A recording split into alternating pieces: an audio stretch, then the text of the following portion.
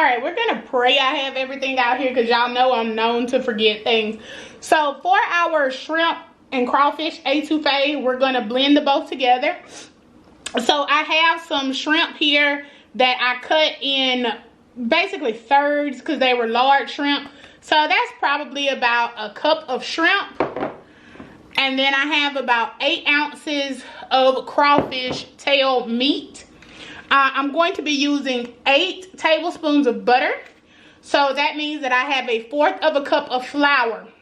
When you make your roux, you need to do a 1-to-1 ratio. So that is important. We're going to have some celery, some green onion. Then here we have an array of bell peppers. I'm going to be using this 1/4 of an orange, this 1/2 of a yellow, 1/2 of a red, and then a whole green bell pepper. I'm using 1 kind of small onion here, some minced garlic. We're going to be using a little bit of tomato paste. So this is more of a Creole shrimp etouffee. I would really be using regular tomatoes, but all I had 2 kinds. I had chili ready tomatoes, or either it was the rotel, so the diced tomatoes with green chilies. I thought that this one sounded better. For seasoning, I'm going to be using the Slap Your Mama Cajun seasoning, the Old Bay seasoning, onion powder, garlic powder, ground black pepper, a little bit of cayenne. If you don't want the cayenne pepper, you may omit that. I'm going to be using some bay leaf and a little bit of thyme. And finally, we are going to be using some chicken broth. And this is a reduced sodium one, so I can control my salt content. Now what I'm about to do is go away, get all of the vegetables cut up, and then I will meet you at the stove to start making our roux. Alright, so all of my veggies are cut up. So now we're going to start making our roux. I'm using cast iron. You can use whatever you would like. So I'm going to start by dumping 8 tablespoons of butter in here and letting it melt.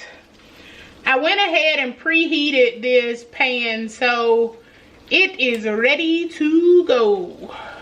And right now I'm going to be working with this on a medium heat. I'll let you know when I turn it down.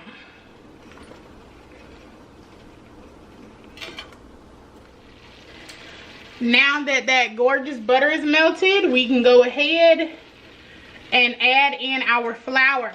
Now, when you are making a roux, keep it moving. The longer you cook it, the darker it will get. So the first stage of a roux is what you would use to make like white gravy. I'm posting a sausage gravy video soon, and you'll see that when I made that gravy, I didn't cook it that long because I wanted it to keep that light color. This is going to be, this is not going to be a blonde roux. This is going to be more of a peanut butter colored roux. And then if you keep cooking it and you take it down to a chocolate roux, that is what you make gumbo with. So we're going to keep this moving, and we are going to create a peanut butter roux.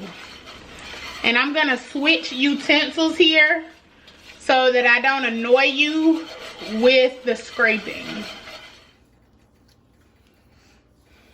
Okay guys, so I had to switch over. My battery died in the middle of this, so it's been about 6 minutes or so, and we are starting to get a milk chocolate roux. And I'm not going full dark, so I'm going to take it for about another minute just to add a little bit more color to it, and then we'll start adding our vegetables in. And that smoke you see is fine. Whenever you're making a roux, you do want to use a heavy bottom pot like the one I'm using here. That's why I picked the cast iron, because it helps to make sure that your roux darkens nicely, but that it also doesn't burn, because if you burn your roux, you basically have to start all the way over. There is no coming back from a burned roux. All right, so now once I add the vegetables, it's going to stop the cooking process.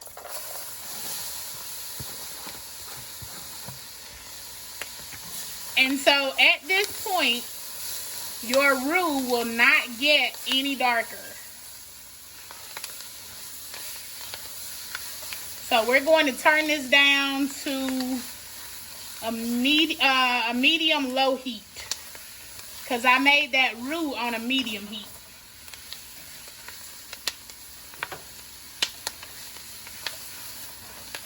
You still want to be sure that this does not burn.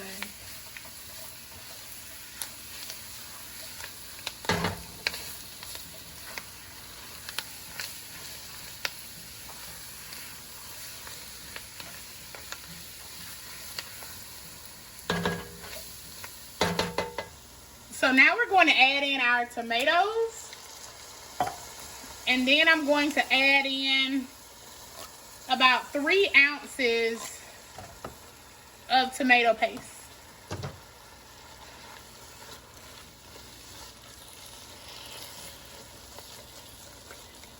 And if you don't want to add tomatoes to your etouffee, you can omit it.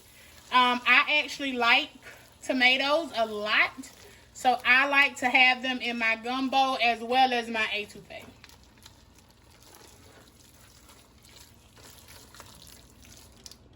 All right, now what we're going to do is go in with 2 tablespoons of garlic, of minced garlic.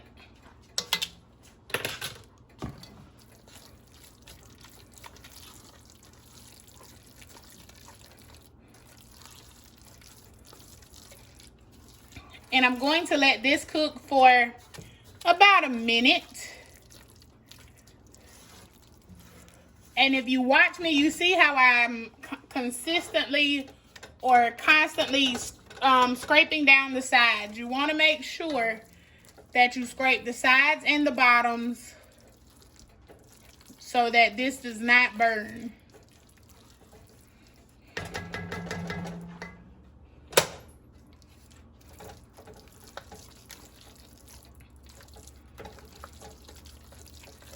All right, so now I'm about to go in with my chicken broth.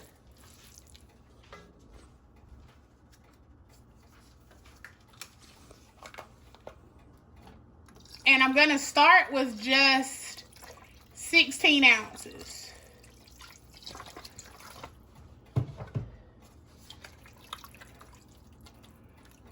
Because we're going to let this simmer before we add in our crawfish and our shrimp. The last thing that we're going to do are going to be, the last things we're going to do is add those 2 things, right?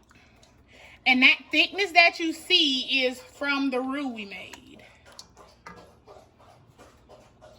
All right, I'm gonna go ahead and add in another 8 ounces of chicken broth. And I tell you what, we're gonna go ahead and use all 32 ounces.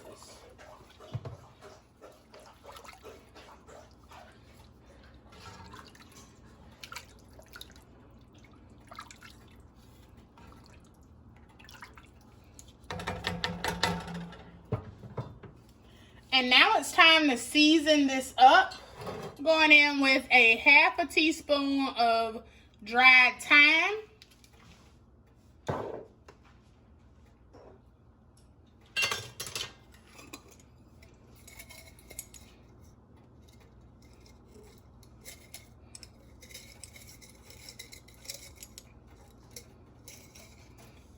Two bay leaves.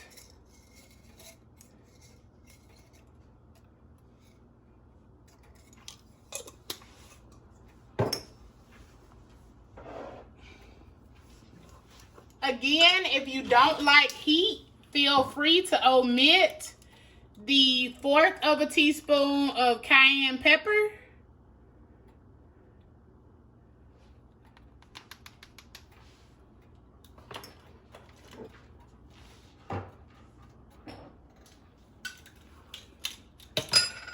Since I used the cayenne pepper, I'm only going to use 1/4 of a teaspoon of black pepper. And then the Slap Your Mama Cajun seasoning also has black pepper in it. We're going to use a whole teaspoon of garlic powder.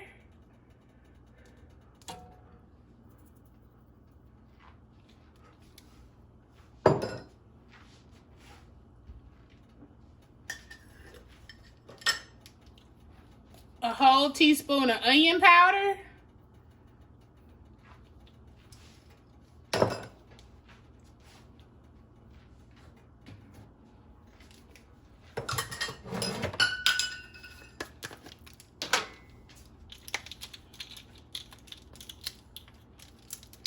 A tablespoon of Old Bay. Stop.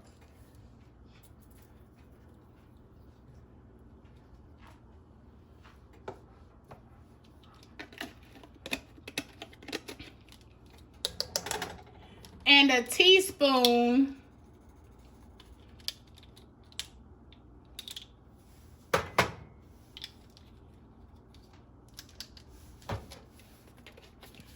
of the Slap Your Mama Cajun seasoning.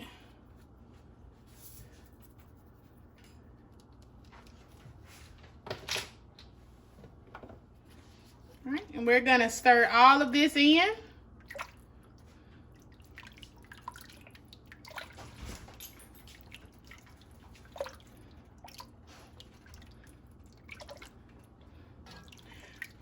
And now,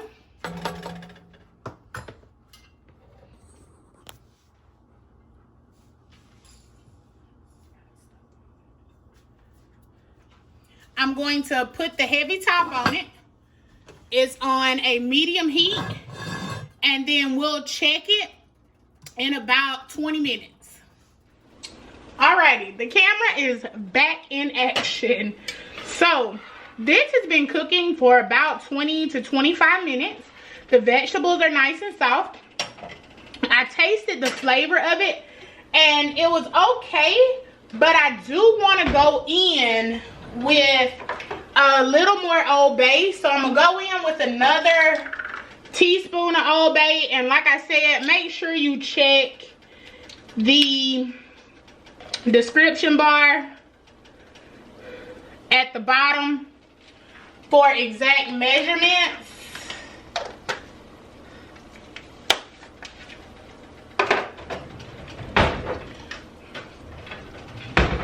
And then I'm gonna go in with about another teaspoon of the Slap Your Mama Cajun seasoning. So just check those down at the bottom. Now, what we're going to do, I'll go ahead and take the bay leaves out if I come across them.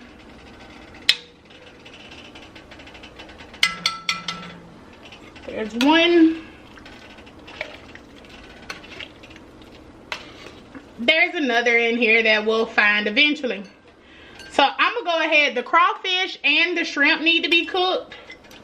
So I'm gonna go ahead and dump the crawfish and all that fat in there. And like I said, that's about 8 ounces of crawfish. And then I'm gonna go in with the shrimp. And this is on a medium heat, and we're gonna let this cook for about 5 to 8 minutes. We don't want this to get rubbery. We don't want our shrimp to get rubbery. You know, it doesn't take shrimp long to cook at all. So I'm gonna put the top back on it for about 8 minutes, and then it's gonna be time, there's that other bay leaf, to eat supper.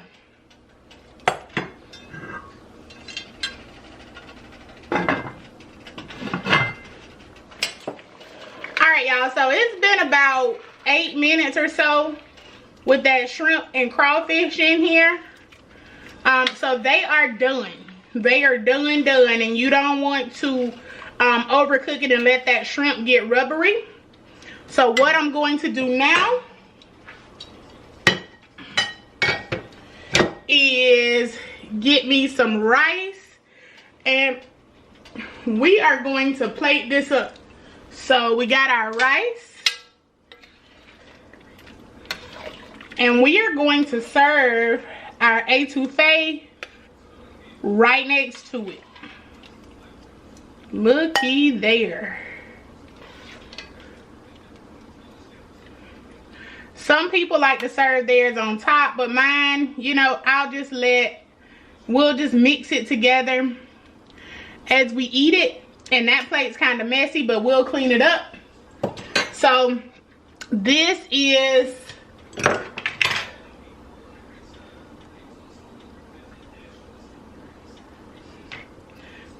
is going to be a shot of my etouffee. All right. And I will give it a taste test here in just a second. But as always, since I need to do the presentation plate, I'm actually not going to taste this one. Make sure that you like this video. Make sure you leave me a comment below. Do you like etouffee? Have you ever had etouffee? And how do you make yours? Also, be sure that you have subscribed to my channel and hit that notification bell so that you can be notified every time I upload a video. And as always, I'll see you in the next one. Bye, neighbors.